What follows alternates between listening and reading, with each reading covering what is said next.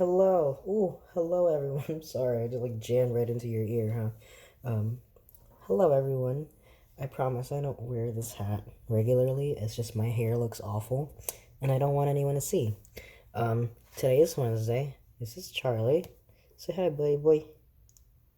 I remember it was a thing I did wherever I would post pictures of Charlie. I would call him the dog, and I would only refer to him as the dog. So then people online would be like, "What's his name?" And I would just never respond to it. Um, but today I did one of my favorite adult things, which is multitasking. So like I cooked an actual dinner for myself and you know, um, peeled potatoes and shit. I felt really proud of myself. I made corned beef, which is I'll show you real quick because that's what this phone is resting on right now. Corned beef. Oh, it smells good, don't it? You can't have any. Um, while I'm doing laundry.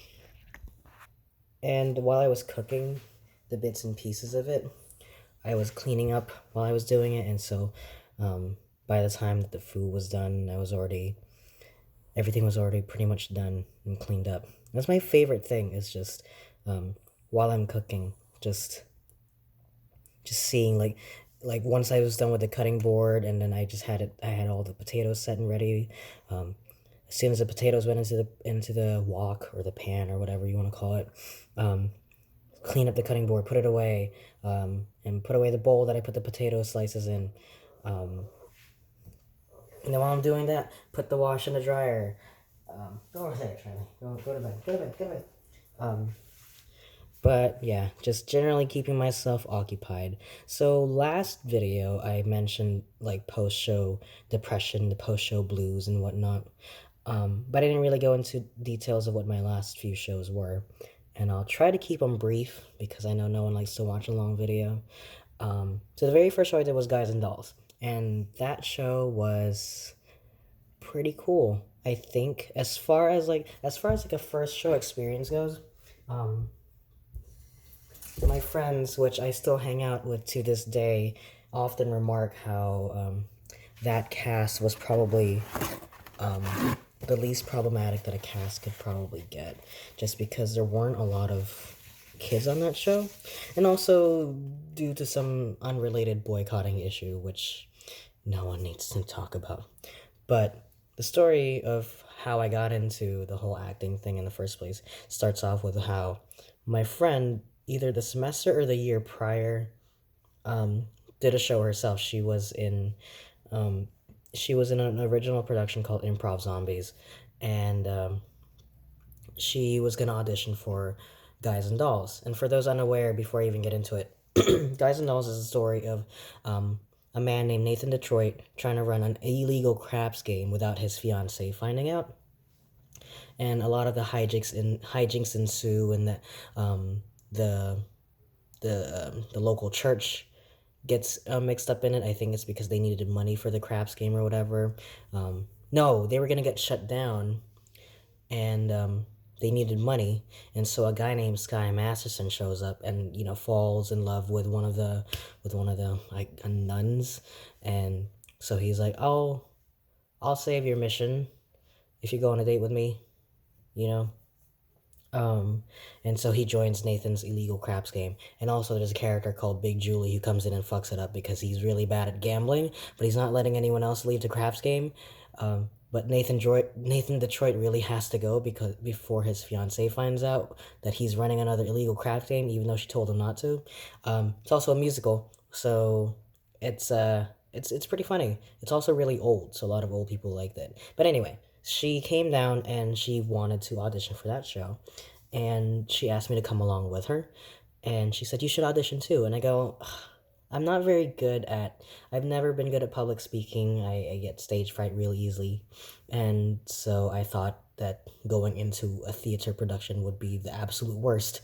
And I was like, no, I didn't even have music prepared because it was a musical. You needed to have like music prepared so that they can hear how you sing. um and they're like, no, don't worry about it. You'll just sing happy birthday. so don't worry about it. Just go over there and sing happy birthday the best you can. And I go, okay. So I did end up auditioning, and they remarked how they like my singing voice, which is really funny because they didn't give me a proper singing role. I was just ensemble. I mean, there weren't a lot. I mean, I wasn't expecting to get a lead role or whatever. But they did give me Big Julie, and honestly, it was because I was small. Because it would be really funny if the big tough guy was this really tiny dude. But my friend got an ensemble role, and um, she was like, I'm not sure if I can devote the time and effort just to be put in an ensemble role. So she's like, no, no thanks. So she decided to quit. But she told me, don't you quit, because you got an actual like named lead role. And like it was a small role, but it was one of the main characters in the show. Um, so I said, okay. I mean, I wasn't even sure that I was doing a good enough job, but at the same time, the fact that I got called back for that role, I was like, okay, yeah, I'll do it. So I did it, and I met a lot of good friends there. Um, I kept to myself really during the first few days, um, and then these people just kind of took me in and as one of their own, and I still hang out with them. They're my very best friends to this day, and that's the story of that first show. Really, I mean, the production went on like normal, like a normal show would. Um, I don't remember anything too exciting, or at least nothing too exciting that I would want to divulge. But basically, that's where I met my friends that I still hang out with to this day. And I didn't do another show for another full year. The next show I did was Shakespeare in the Park. I did. I was in a production of A Midsummer Night's Dream for the college, and so before I even go into that, uh, the post show depression kind of hit me in the sense that same thing with Treasure Island, in that for like several weeks, almost every single day we would work this like hours upon hours at a time. You would be working this and this and this, um, and then we do the full run, and then we see how everything comes together, and then we do it, and then the show's over. We did 4 weeks of shows, and then the show was just done, and then suddenly everything that you kind of worked towards in the last few months, not that it was for nothing. It was more that it was never like a long term thing. It was just meant to last a few months, and then it would go away, like it was over, you know. And the fact that we made it to that end point is a merit of that success, you know. So I was sad about the fact that that show was over and the experience I had was over, and I no longer had to put on that costume again, or put on that same voice again, or run those same lines again. I think that's also part of it. It's like, especially if you talk a lot, these words kind of get drilled into your head, and then suddenly you no longer have to say them anymore. And it's like I sacrificed a portion of my brain space to say those lines, and now I don't need to ever say them again, you know? It's kind of like, well, I mean, it's literally what it is. It's like you just have this isolated experience where you retain knowledge of this, but it was only ever relevant for that one moment. It's not the same as a memory. It's not the same thing as going to a party, because, everyone, you go to a party, it's like a few hours, and then you go home, and then you talk about it for a little while. And it's like, oh, I remember this thing and that thing, like, oh man, that was so fun. um but think of a stage play as like a coordinated party that you work towards for like several months, and then the party happens, and then it's just over. You know what I mean? Putting on any sort of public performance, I feel, is like that. Before I tell the next story, I'm gonna go shut the door because I forgot to do that. There you go. Sorry about that. I let the dog out earlier and I forgot to shut the door. Anyway, the next show I did was A Midsummer Night's Dream, which was 2017. So Guys and Dolls was 2016, of March. So we were doing rehearsals from January. So January to March was Guys and Dolls, and I think Midsummer was. I'm a little hazy on that. I do know that it was before October, because right after the show ended was um, the fires in Napa, and I remember making videos starting around then, or not starting around then. I had already been doing. I think it was in the middle of my Bloodborne playthrough was when I was doing that. But because because it was in the summer, I felt like I had more free time because I didn't have any classes at the time, but I was going to work. So the difference with that is Guys and Dolls, I didn't have a job yet, but I did have a bunch of classes. Um, but I had a bit more freedom in like going to and from places at that time. Um, Shakespeare in the Part. Midsummer was a little bit different. It's my dog. If you hear that, Midsummer was a little bit different in that a lot of my onus, I guess is the word that I want to use. A lot of the reason why I did the show is the same as the reason why I did Guys and Dolls, except it was a lot more people around me, um, and um, and also I was just more familiar with the space. You know what I mean? I mean the show was still through the college. The director was different, so I've never met the director at that point. Um, but a lot of my friends were doing that show already. So again, doing another show because people around me are doing that same show. So I said, ah, sure, why not? You know, I feel like it's been long enough. Meanwhile, my friends have been doing pretty much every show since. Like they've been in every show in some form. You know, like either like through tech or like actually like being on stage acting or whatnot, or like stage managing. Yeah, they've been regularly doing these, theater majors, because of course they would be involved in it. I was still like kind of outside the theater, and I feel like I still am part of the outside of the theater at this point, but I'm because I'm not intimately familiar with everything, but I am like I do have a passing knowledge of this thing or that thing, social norms and whatnot. And at this point, I felt more comfortable with myself on a stage, on um, and just being in just performing in general. So I said, yes, for sure, why not? Um, the I, the I feel like I remember Midsummer a lot less than I do Guys and Dolls. I don't remember a lot of Guys and Dolls, but I feel like with Midsummer, um,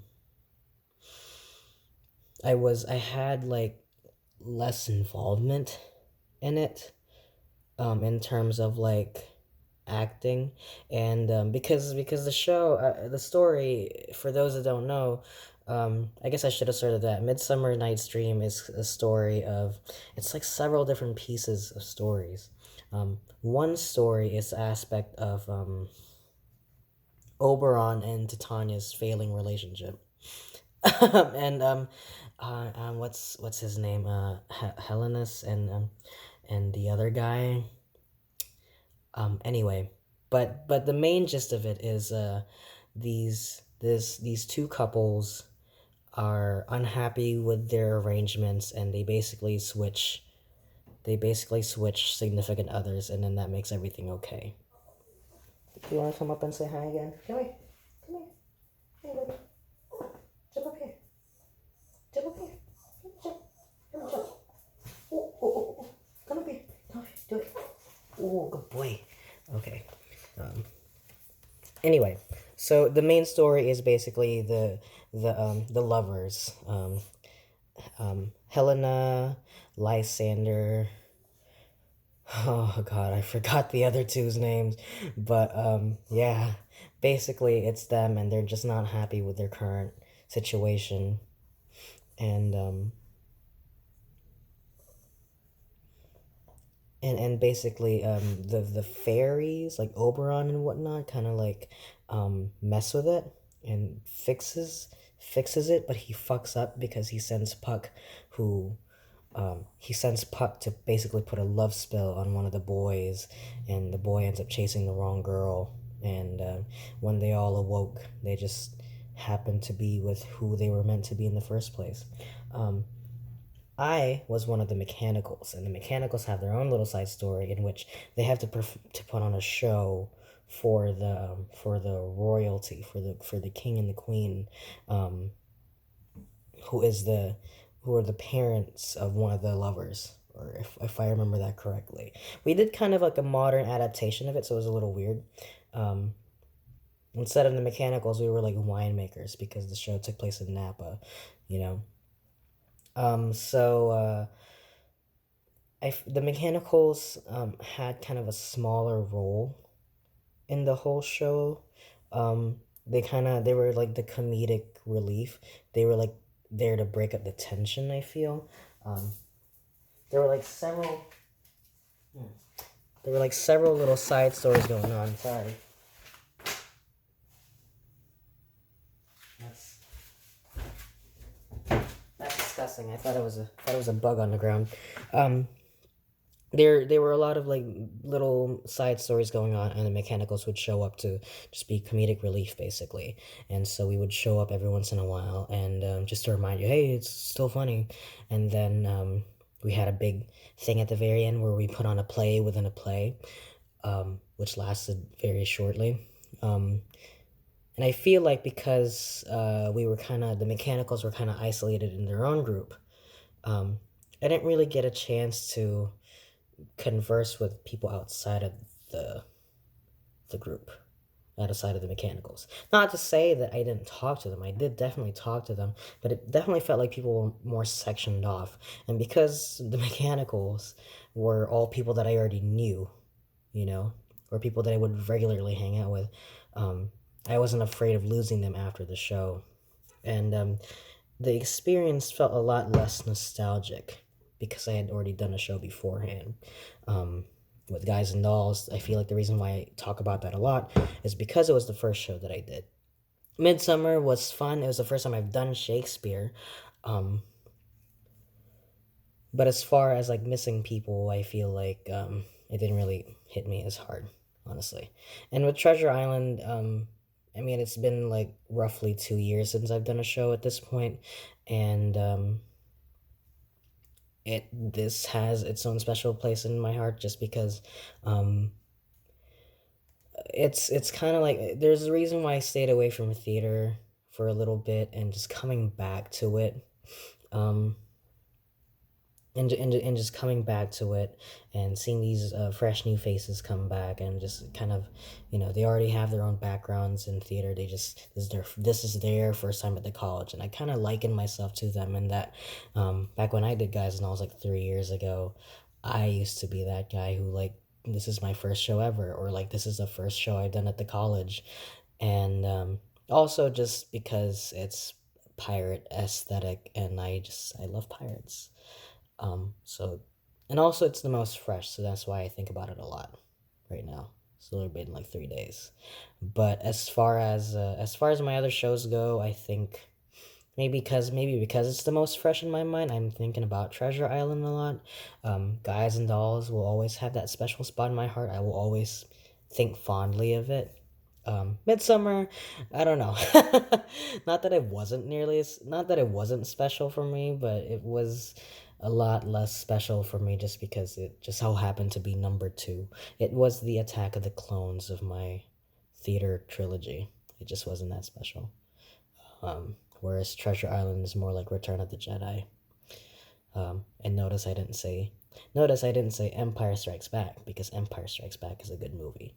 Anyway, this whole video is losing the plot. I'm gonna go.